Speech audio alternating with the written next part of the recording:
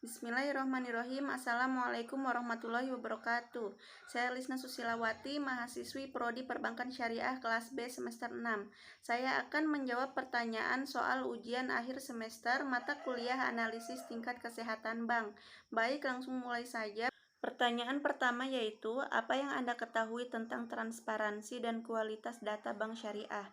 Jawabannya yaitu, yang saya ketahui tentang transparansi dan kualitas data bank syariah adalah transparansi menerapkan prinsip dalam perbankan syariah yang terlihat pada pasal 35 ayat 5 Undang-Undang Perbankan Syariah yang menerapkan bahwa bank syariah wajib mengumumkan neraca dan laporan laba rugi kepada publik dalam waktu dan bentuk yang ditentukan oleh Bank Indonesia. Kewajiban ini terkait dengan kepentingan nasabah penyimpan dana dan nasabah investor pada bank syariah agar nasabah penyimpan dana dan dana investor mengetahui keadaan keuangan bank syariah dari waktu ke waktu. Untuk mewujudkan sistem perbankan syariah yang sehat dan tangguh, perlu didukung oleh kesediaan sumber daya manusia yang berkualitas guna menjaga kepercayaan dan mempertahankan kepercayaan masyarakat.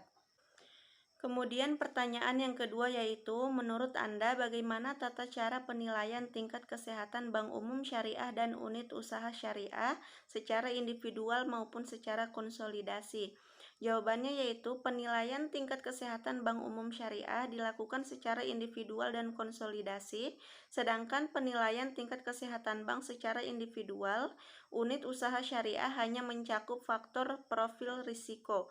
Sedangkan untuk bank umum syariah mencakup penilaian terhadap faktor-faktor di antara lainnya yaitu profil risiko, good corporate governance, rentabilitas, dan permodalan. Tata cara penilaian tingkat kesehatan bank umum syariah secara konsolidasi. Penetapan perusahaan anak yang wajib dikonsolidasikan mengacu pada ketentuan yang berlaku mengenai penerapan manajemen risiko secara konsolidasi bagi bank yang melakukan pengendalian terhadap perusahaan. Dalam melakukan penilaian secara konsolidasi, bank wajib memperhatikan yang pertama yaitu materialitas atau signifikansi pangsa perusahaan anak terhadap pangsa atau kinerja baik secara konsolidasi dan atau signifikansi permasalahan perusahaan anak terhadap profil risiko, good corporate governance, rentabilitas, dan permodalan bank secara konsolidasi. Kemudian pertanyaan terakhir yaitu, jelaskan hubungan antara analisis risiko dan pengawasan bank syariah. Hubungan antara analisis risiko dan pengawasan bank syariah adalah, pengawasan bank merupakan bagian integral dari proses yang lebih luas dan terus-menerus.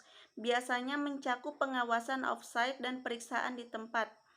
Proses ini meliputi pembentukan kerangka hukum untuk sektor perbankan, penunjukan otoritas pengaturan dan pengawasan, definisi kondisi lisensi dan kriteria, yang diberlakukannya peraturan yang membatasi tingkat risiko, bahwa bank diperbolehkan untuk mengambil langkah lainnya yang diperlukan termasuk pembentukan kerangka kerja untuk pelaporan kehati-hatian dan pengawasan off-site, dan pelaksanaan kegiatan ini diikuti dengan pengawasan di tempat. Itulah jawaban dari saya.